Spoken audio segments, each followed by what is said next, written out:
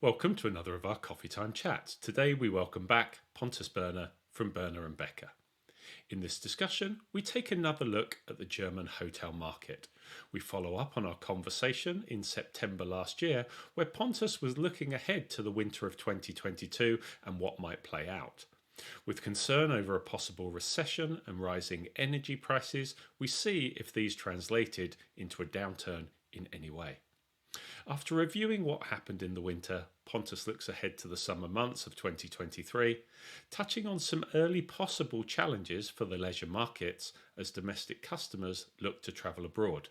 He considers whether this will bring some pricing pressures and offers some final thoughts for hoteliers to start moving away from post-COVID day-to-day thinking. Really hope you enjoy the conversation. Roll the intro.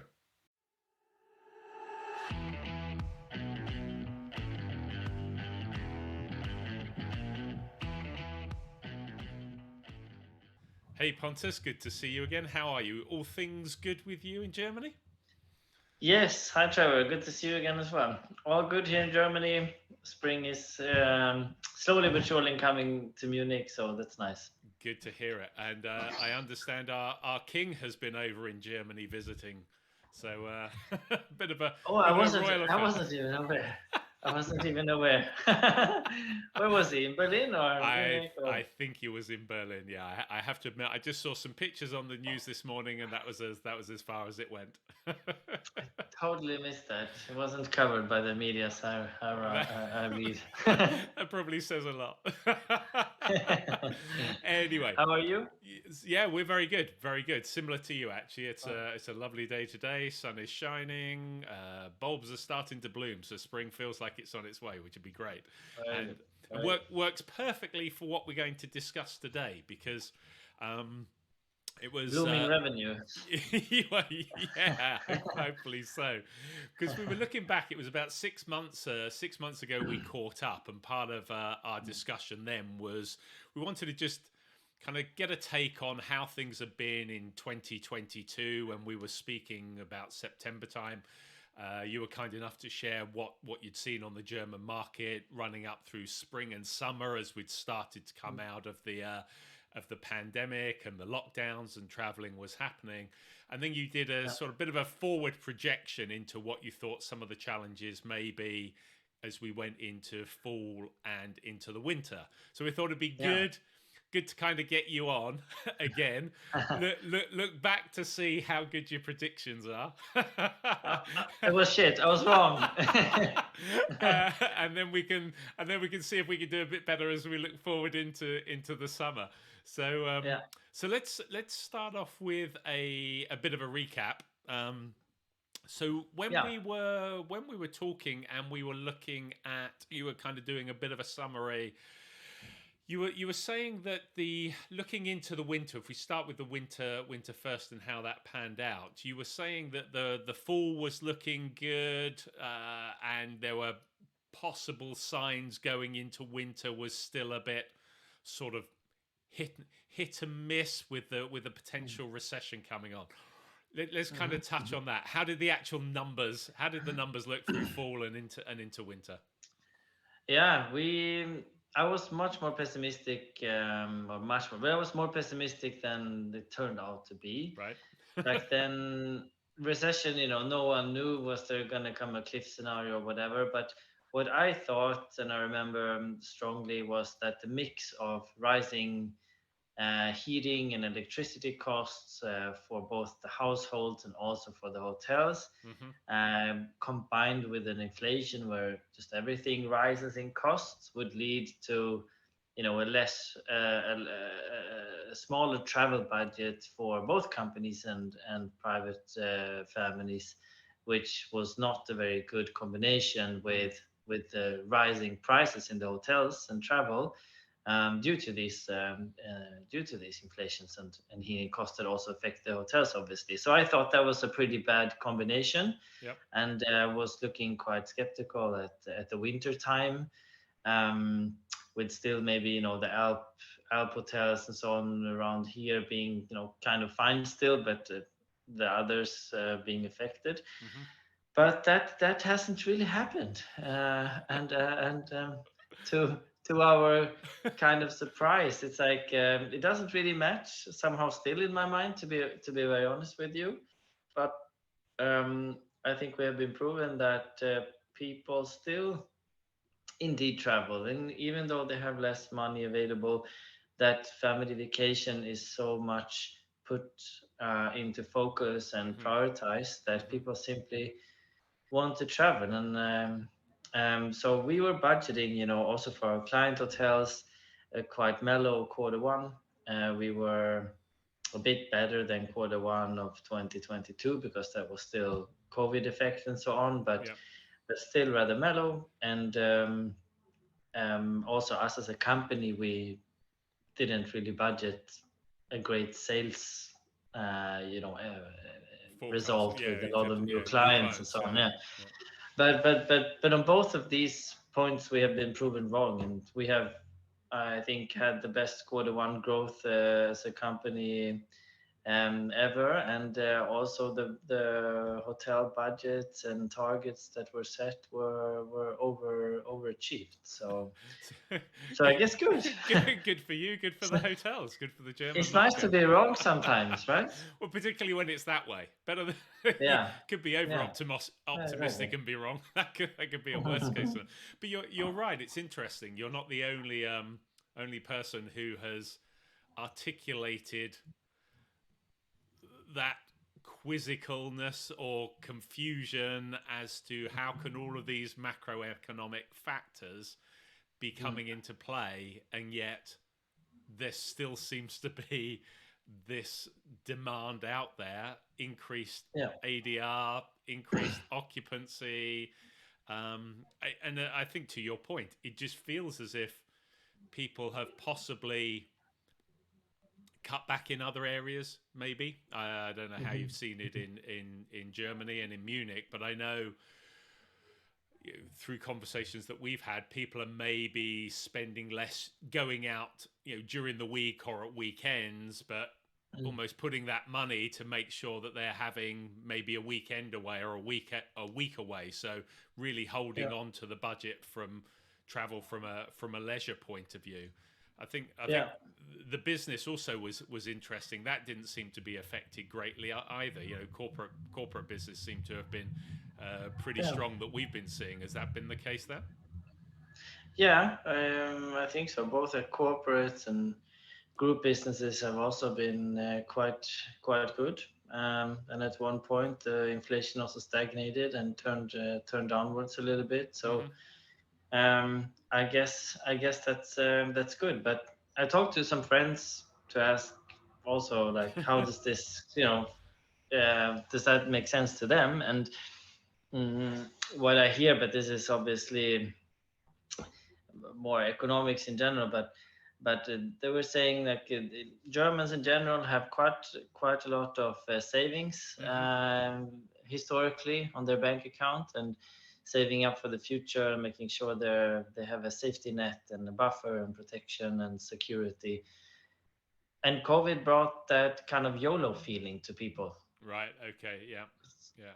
and even though they might not have maybe good cash flow income now, they maybe use savings a bit more to Right. actually do that travel that they now still very much cherish after COVID, and thinking, hey, what should I save for? Let's go at least travel. And that's because it's such a big part of how we humans enjoy life in the end of the day. Yeah, no, it's a fair point. And sometimes we're always saving up for as you say, sometime a long way down in the future. And maybe COVID made us realize that, well, maybe there's a balance and there's still a life to live now, isn't there? And get those experiences. Yeah, You, you yeah. you touched on groups there as well. You were when we spoke last time, you were saying even going into the winter, you were starting to see group requests were starting to come through a little bit more consistently. Hmm.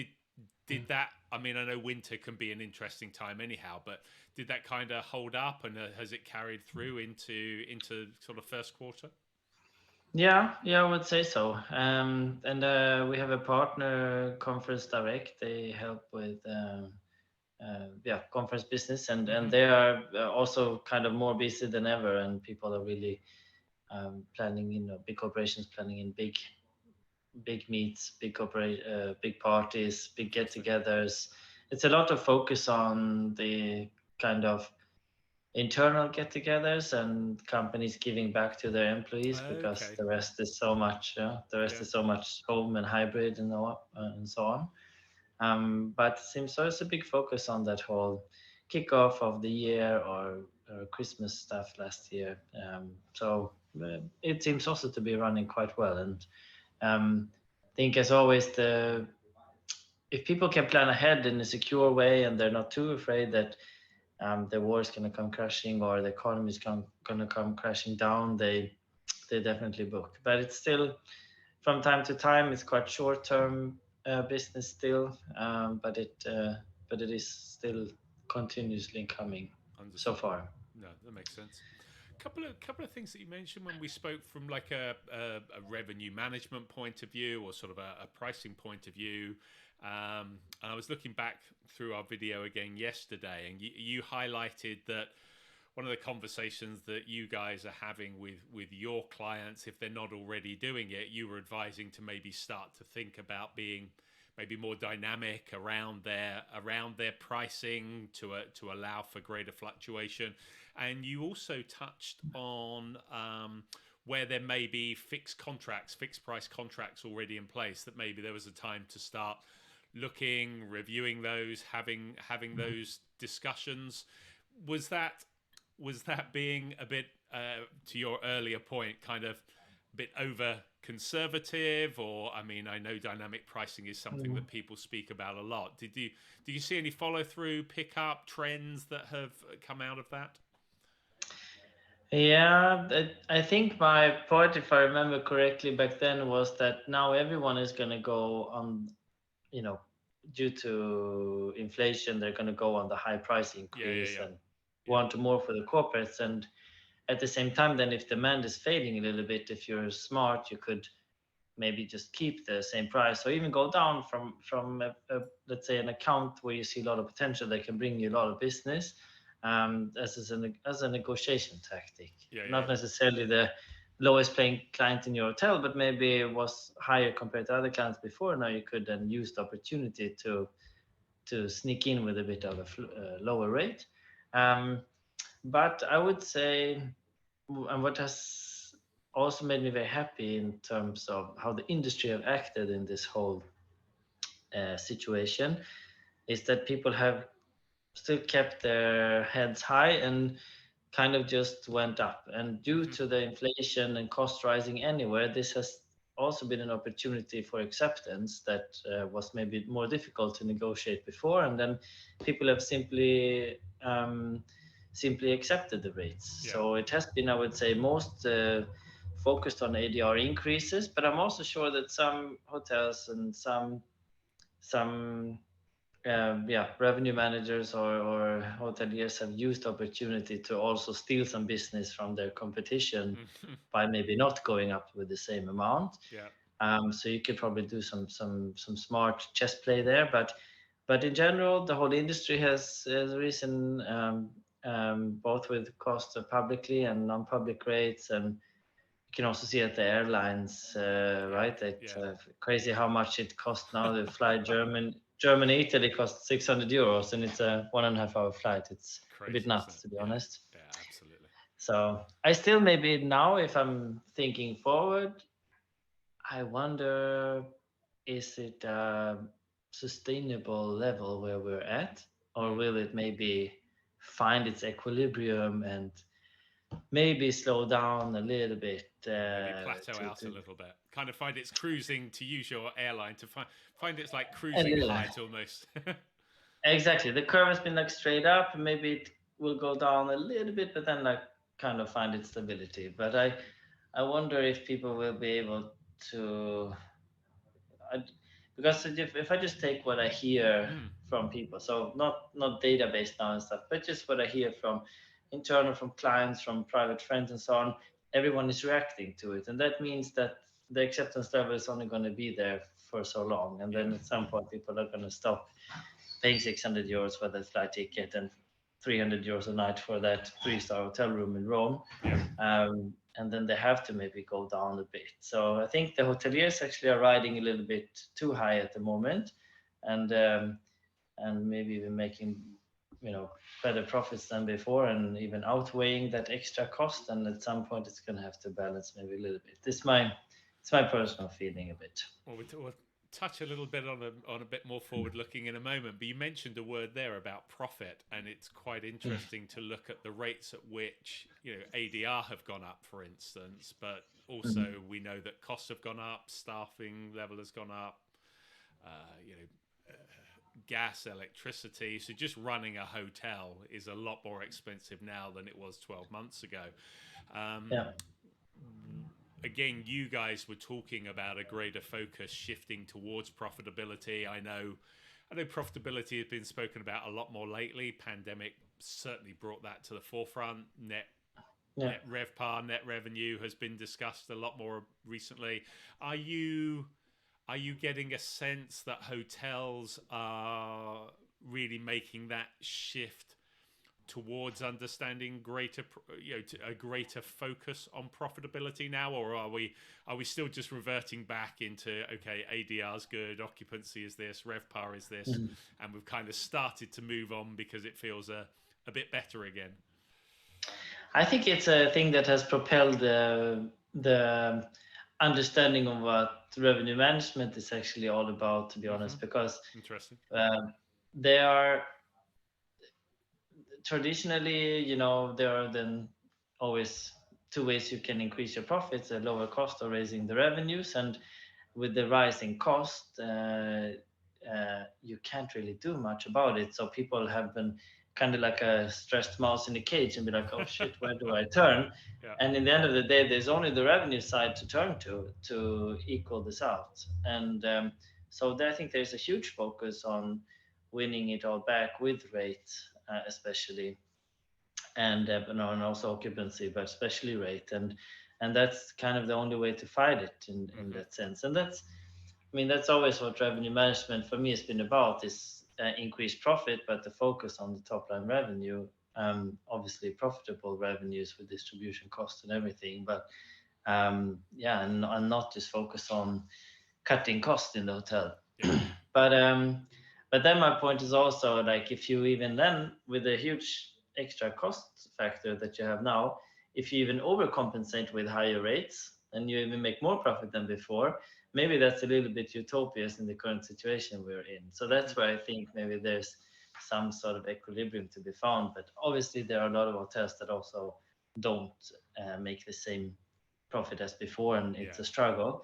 So there's both ways. But I think I'm just a little bit skeptical if the current prices, also with airline travel and everything, can be kept at the current levels. Now I read some articles how food chains are pushed also by the government to actually drop down food prices again. So actually some things that went up, the inflation. Yeah, exactly. Maybe coming down like a little bit, like just finding a more normal level. So that wouldn't be. I mean, I'm always for high prices and good profits for the hotels, but I can imagine that the market still will go in that direction a little bit. It would make sense. Yeah, and I guess as you say, it's that classic supply and demand, isn't it? I mean, if the demand is there, people are going to keep putting the prices up, and when demand slows, I agree with you, but I agreed with you before, and I had a similar view. I couldn't understand how it's continued at the rate it has, with costs being borne by companies and individuals a lot greater than it was previously. But I wonder if there becomes a point, maybe there was that intrinsic build-up of just being locked down and not traveling for a while, and maybe those that had the money, dipped into the savings, whatever, have in a way maybe got that out of their system. We're now going into the second, into year 2, aren't we, after the pandemic opening up, so to speak. And so maybe there will be an element to suddenly looking and saying, okay, well, I was prepared to pay that before because I hadn't had a holiday for a couple of years, but now that feels a little bit more pricey as my wages are getting squeezed a bit and my savings are getting squeezed a bit. Yeah, Yeah, yeah, absolutely. So what do we see? I mean, picking up on that and looking forward, if we switch from review into forecasting and projecting a little bit, if we look to how from Easter, which is almost upon us, and then into the summer, how are things looking currently? Um, I think that the travel is still on a high in general, but it is, however, also shifting. So, especially the leisure focused hotels in Germany, you need to have a very different strategical mindset now than the previous last 2 summers, for example, because then everything just, came in Mm, and you could yield it very high. And now people are traveling abroad again. They do dig deep into their pockets and take that 600 euro flight to Italy this Easter. So um, we have clients, leisure clients all around Germany, where we really need to push a lot of effort into strategically finding business, to find distribution ways, and to make sure to get the clients to come. So it's not that easy. So that's from a strategical point of view. So it's not just sit back and relax, but then corporate travel is still recovering, I would say, and in general, we look to a fairly bright spring and summer also for the city hotels um, in and around Germany. But obviously, we have the big overhanging factor of the financial situation and what happens with banks and so on. So I mean, if there's some sort of crash coming down there, then that will obviously change the tables hmm um, severely. And for that, I think it's also important that people um, plan, let's say, a little bit like maybe not too much. We're not in a crisis scenario yet where you Sure. need to Yeah. have Yeah. your 5 different scenarios worked out. But people obviously should be aware and make sure you stay up to date um, with the news and everything, how it's going. But hopefully, we cross our fingers that it won't come crashing No. down in that sense, and Absolutely. that we then can look to a good summer. So, but at the moment, as I said, city destinations are good. Germany is good in general, but when we look at a bit of the leisure destinations in Germany, people are traveling abroad again, so it becomes a little bit more difficult. I was going to pick up on that when you said thinking about being a bit more strategic, because as you say, there was a big reliance before on local travel. People Yeah. weren't traveling abroad, they still wanted to get away, so there was a ready-made market. Has that been, from what you're saying, that doesn't seem, as Germans are traveling abroad now rather than local market, Mm. that doesn't seem to have been offset by international travel inbound. So with Mm. other European countries coming in, US being able to travel, China opening up. I mean, I Mm. don't know how much of those markets were important to Germany anyhow. Are you seeing any balance coming into play, or does that come to your point about having to be a bit more strategic where you're going after now? Yeah, no, the balance is not really there. It's more leaving again than more like inbound travel. And for hmm example, both US and Asia has been very important feeder markets for Germany, Right. more so maybe for the bigger cities than the coastal destination hotel on the Baltic coast. hmm There, maybe they don't really find their way there. And that's why, like, the more international feeder market you had as a city or destination or a hotel before, probably the easier you have it going on to this summer. Yeah, The more national business you had, the harder you will find it. I'm with you. Um, Yeah. So yeah. But, and there are some leisure destinations that have been in traditionally also pre-COVID very very big international mix. So right. like the Alps, and then Yep. they shifted to complete national, and now it's back to maybe international. Right. But let's say a coastal region up in the north of Germany was never very international, and Okay. they just benefited from a very nice boost when everyone needed to travel Yeah. internally in the Yeah. country, so to say, or nationally, and now they're struggling to. So they would have to let's say, find completely new ways and break new ground in terms of how they get the international clients to come to them. And that's a big marketing effort, distribution ways, and finding new partners, etc., to make that happen.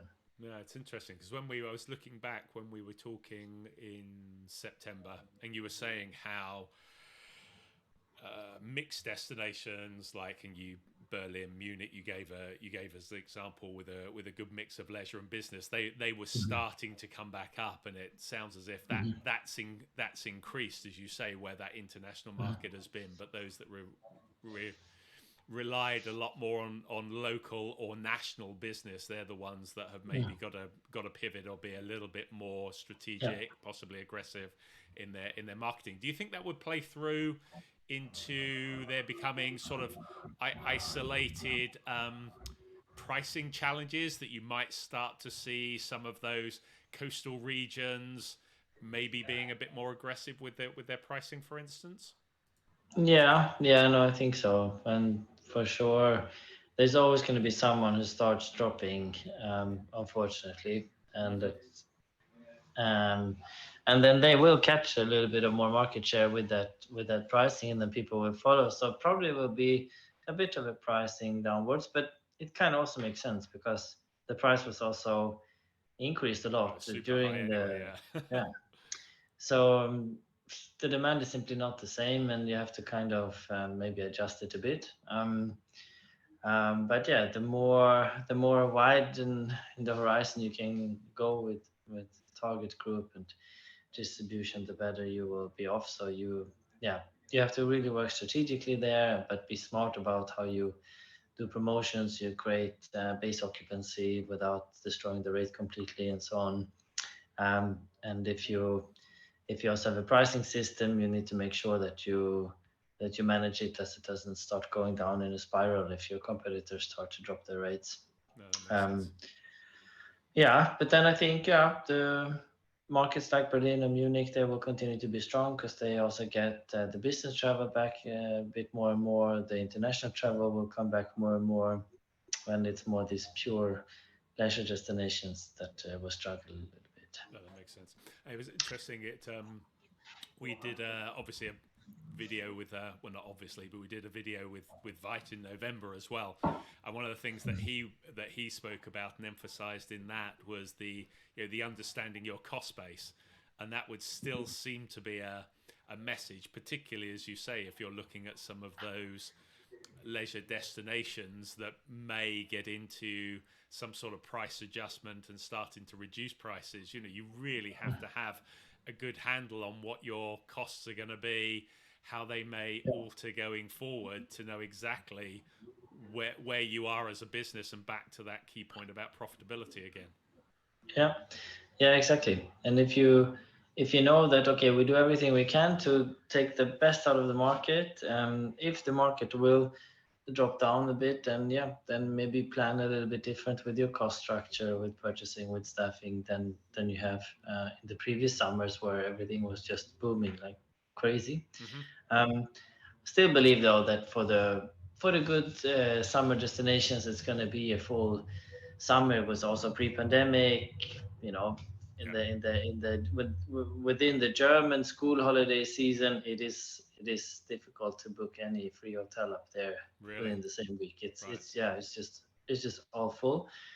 But for example, like looking at Easter now, Mm-hmm. Easter was also now historically in the last also 1 to 3 years full in those leisure destinations, and there it's a bit more of a struggle now. Okay. Interesting. Yeah, And yeah. in terms of things like, I know when we were talking before, you were talking about how like booking lead time was super short, length of stay. You'd start to see you'd seen a little bit of an adjustment. Have those Mhm. things started to normalize slightly, or are they is that a maybe a baked in change in behavior at the moment? No, they have started to normalize slightly. Um, the people are, I would say, less scared that a world war will break out tomorrow than than they were a year ago. Makes sense. And so as long as people have that security feeling, and stability, then the lead time is now increasing again. It's probably in many destinations still much shorter than it was pre-COVID and pre-war, but it's definitely not as short as it was when it was as its shortest at its shortest last year. Oh, that makes sense. So I think Mhm. then listening to what you're saying going into this summer, you appear to be more positive that the good signs are sustainable, will continue, the demand will continue to be there as it was, assuming there's no great surprise. So in the winter, there are a lot of headwinds coming up that we seem to get through. Now it's almost as if people have adjusted to that. We're still seeing Yeah. positive numbers. Anything could come out of left field, and that could change the picture. But overall, your biggest kind of flag, I guess, that I've picked up is just we may see a slight adjustment around the pricing as there becomes maybe a slight dip and then a plateauing, a slight Yeah. normalization rather than this continual increase. Would that be fair? Yeah, I think so. That's a good summary. Um, yeah, no, I couldn't have said it better myself. And in terms so I mean with that kind of message in mind, and that's thankfully a lot simpler than it was when we last spoke. Yeah. What in terms of you guys supporting your clients, what kind of conversations are you having, advice to people who might be listening or watching this, just some broad headline kind of keep in mind suggestions, anything that instantly comes to mind? Yeah, I think it's a time to actually think long term. Mm-hmm. Continue to invest in technology. Continue to set yourself for an optimistic future. Be fine with that. Some things will take its adjustment, and maybe there will be some small dips to find its balance and so on. And I think that people shouldn't panic about. And then otherwise, like, just work solid for the mid and long term again. And like we said, something can come from the left field and surprise us all. You kind of have the heart up here when you read the news sometimes about banks lately and so on. But um, yeah, be prepared. But otherwise, maybe work for the long term. Make sure you use the continuous growth that will continue to happen. Yeah. And yeah, no, that would, I think, be my message. So It's don't. more that shift in focus, isn't it? It almost feels like the last Yeah, 3 years we've been month to month, quarter to quarter, and now exactly. it feels like there's that bit of stability that we could start to be Yeah, thinking more medium long term. exactly. Use that stability, breathe out a little bit, do the right decisions for the long term, and yeah, then we just have to keep on going and hope for the best, and hopefully avoid any big swings from the left field coming. Yeah, well, I mean that could happen anytime. But as the crash in 2008, 2009, as the pandemic, I Yeah, mean, there's certain things you can't cater for, but it yeah, doesn't mean you stop that's it. looking longer term. Good, No, good, exactly. good bit of advice and a nice positive note for us to finish on. And I guess it'd be Yeah, fun to get you back on in the autumn, and let's see how the see how the summer yeah, is and what the winter looks ahead. Maybe even yeah. simpler then. Let's see. I'll be happy to take a chat then as well. Brilliant. Look forward to it. Thanks for joining us, Pontus.